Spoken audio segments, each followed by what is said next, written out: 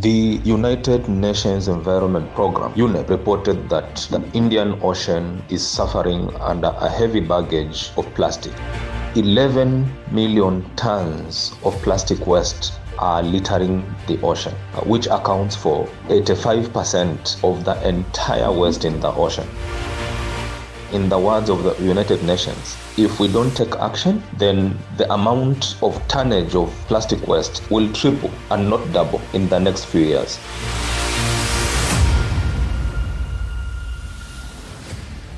It was responding to such kind of observations and ideas that Samba Sports Youth Agenda came up with the idea of Diani Beach Zero Plastic Festival. Nimshukuru Mwenyezi Mungu kwa kutuwezesha kukutana hapa asubuhi ya leo ili tuanzishe rasmi mchakato huu wa kuweza kupunguza, kusafisha mji huu wetu wa Diani, tukipigana vita na hii mambo ya plastiki kwa sababu imetusumbua sana.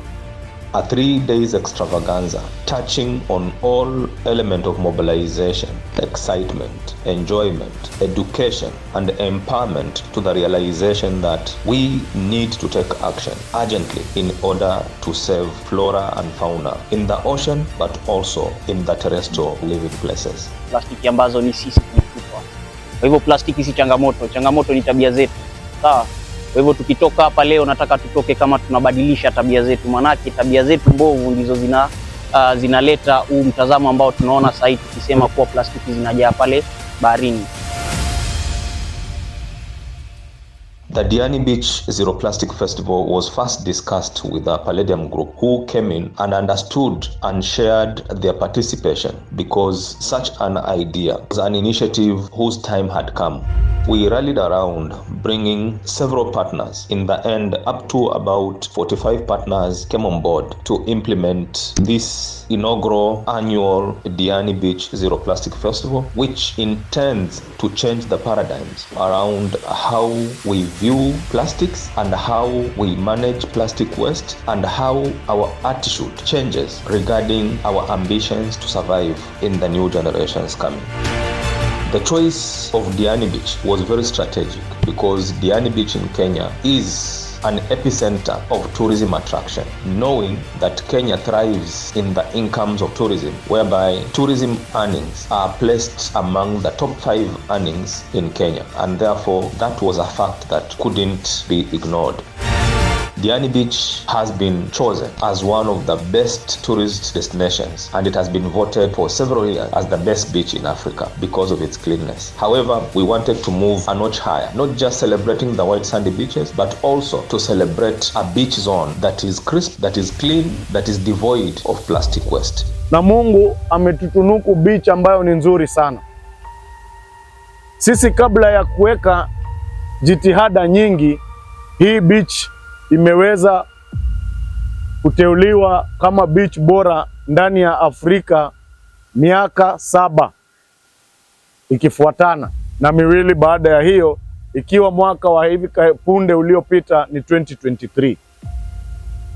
2020, 2021 wenzetu kutoka Zanzibar walitupiku wakaenda juu. 2019 South Africa walichukua, lakini 2023 sisi Diani Beach tumeongoza katika Afrika kukuwa the best beach. Na tulikuwa hatujawekeza mambo mengi. Je, leo tukiwa tumeanza na tumejitokeza hivi, si mnaona tutasonga mbali? Anchored on the World Environment Day and the World Oceans Day, the 3 days of the Diani Beach Zero Plastic Pollution Festival were placed in between the 2 very significant international days around environmental protection and also ocean protection. This was very strategic to make sure that as we commemorate the World Environment Day, we move together as a community, as partnerships, as stakeholders towards the World Oceans Day, every day being a day for reflection, being a day for empowerment, being a day for education, being a day for inspiration of partnerships towards climate action. The main focus of the Diani Beach Zero Plastic Pollution Festival was one, to inspire responsible tourism, so that every tourist coming to Diani then is hit on the face with the fact that every tourist here is responsible around the cleanliness and the safety of the beach, and that they take center stage in plastic waste management. The other focus was to bridge partnerships with the communities, with stakeholders, with companies, with organizations, in order that all of our efforts move towards ridding the Diani Beach of plastic waste. It is a responsibility of everyone to do that. The model of the festival was 3 days of extravaganza, which is integrated. One every day of the 3 days. In the morning, we were to clean 1 kilometer of the beach stretch. So 1 kilometer a day. And after 2 to 3 hours of cleanup, then the congregation would move into tents where workshops around plastic management were taking place. After the workshops, taking around 1.5 hours to 2 hours, teams would break into different categories and compete on sports. After the sporting competitions, then would have exhibitions around plastic waste management innovations. So in the 3 days, we were able to clean 3 kilometers of the beach stretch, and we managed to collect up to 6 tons of plastic waste. Na tayari kwa tunafikisha tani 3.5, na leo maanake watu ni wengi mara 3 ya wale wa jana. Tani ambazo tumeziokota hazijapimwa, lakini tunaamini hizo za leo peke yake zinaweza fika tani 3.5 ama tani 4. Kwa hivyo tutakuwa lile lengo letu la tani 3 limefika karibu tani 7 kwa siku 3. Hebu fikiria ni adhari kiasi gani ambazo zingepatikana kutokana na hizo plastiki kuelea katika bahari yetu, na kuna nyingi ambazo bado watu walikuwa wamezitupa. Ombi letu ni kwamba kwa sababu tumehamasishwa kwa hizo siku ambazo tumekuwa na huu mkutano hapa na watu wakitembea kuokota, mafunzo ambayo tumepata isiishie hapa. Sisi tulio hapa ni kama ambassadors, tutoke tuende kule mashinani, tuende kwenye family units zetu, tuweze kuelimisha watu wetu kuhusu yale madhara ya plastic. When it comes to workshops, we were able to conduct at least 11 key workshops during the 3 days, and extra plenary discussions that happened around plastic management. And among the workshops, we discussed plastic management, and this was taken care by Kwale Recycling Center. We also discussed science, plastic and health, which was taken care by Heri Kenya. In the workshops also, we discussed around plastic and turtles, how plastics waste affect the lives and protection of turtles, and this was taken by Olive Ridley. And the same among the workshops, we discussed blue economy opportunities, which was conducted by Technical University of Mombasa and Dr. Mariam. Kwa hizi siku 3 nimekuwa hapa, nimejifunza mengi namna ya kuondoa yakasa, kama tunafanya usafi baharini na pia ni sababisha bahari safi pia. The engagement in the workshops was so effusive to an extent that people were so attentive and asking questions, looking as if this workshop was the main target puller of the festival. A lot of knowledge was gained, a lot of understanding was gained, and a lot of empowerment was gained around the workshops. Take home moja ambaye nimechukua katika hii festival ni hiyo sensitization. The workshops that were here zimesaidia sana, kwa sababu hata pale asubuhi tulipokuwa tunauliza maswali, kuna kijana mmoja mdogo sana ambaye alijibu kitu ambaye sitaisahau. Aliulizwa swali, kwa nini tunachukua zile plastiki ndogo kabisa, na aliweza kujibu kuwa hizo plastiki ndogo ndizo samaki wana confuse na chakula wanazikula. After the workshops, of course, we had the most exciting moment for the young people, for the youth, and this was the sports competitions. We had football teams competing, we had volleyball teams competing, we had beach handball teams competing, and of course also we had indoor games. We had Scrabble, we had Ludo, we had drafts, and we had chess competitions, where even the Minister for Tourism from Kwale County was involved in competing under the chess category.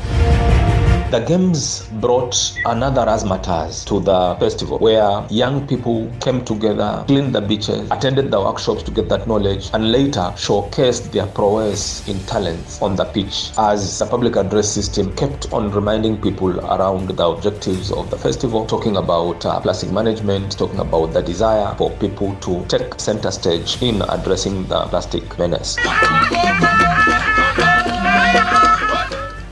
And beyond the sports, we had another crowd puller. Food. We had some of the most sumptuous foods delivered during the festival. Our very lovely, empowered widows from Wajali Wajane initiatives in Kwale came for the entire 3 days, cooking and serving some of the most finger-licking Swahili cuisines. People were served bibibi, matobosha, papa wa nazi, pweza, mwogo wa nazi, nice tea, coconut rice, and coconut porridge, and all that. It was another spectacle to behold, seeing people from all ranks, the ministers, teachers, students, youth, and the community circling around the food center, where everybody would be so happy munching on the delicacies served by the widows over the 3 days. This was an integral part of the festival. Spice it up a bit, then produce it in mass production.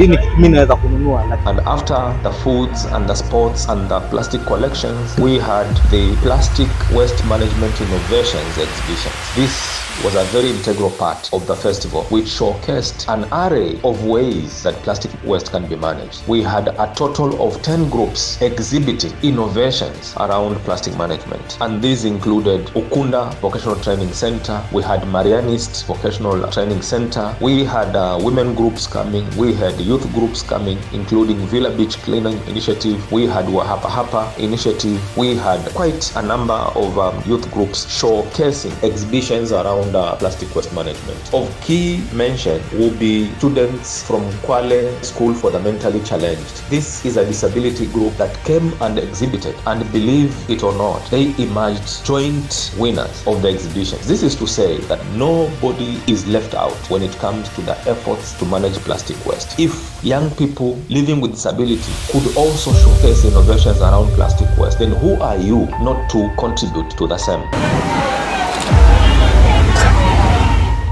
Congratulations to Kwale School for the Mentally Challenged for challenging humanity. Nobody is too small not to contribute to plastic waste management. After all that was done and dusted, we had an awarding ceremony where all the sports teams that won were awarded, and the exhibitors on plastic waste management innovation were also rewarded. And part of the awards were monetary rewards, flight tickets to Nairobi and back from Diani for some of the winners. This was an amazing closure to the 3 days festival, which brought up to 2,000 participants, being 700 participants day 1, around 700 participants day 2, and more than 1,500 participants on day 3, which included National Youth Service trainees who came and contributed excitement on the shores of the Diani Beach, with people mingling, sharing photos with them as they contributed in their hand to hunt for plastic waste at the beach. Being that Samba Sports Youth Agenda did not do this alone, we wish to share our gratitude and appreciations to all the partners that came on board and supported this initiative. Kudos to the Samba Sports team who dedicated a whole week of sleepless nights to make sure they were on the ground doing everything to deliver such an intriguing festival. Next year, God willing, we're going to do a bigger and more engaging festival. Stay tuned, and thank you for this inaugural Diani Beach Zero Plastic Festival. Together, let's rise against plastic pollution.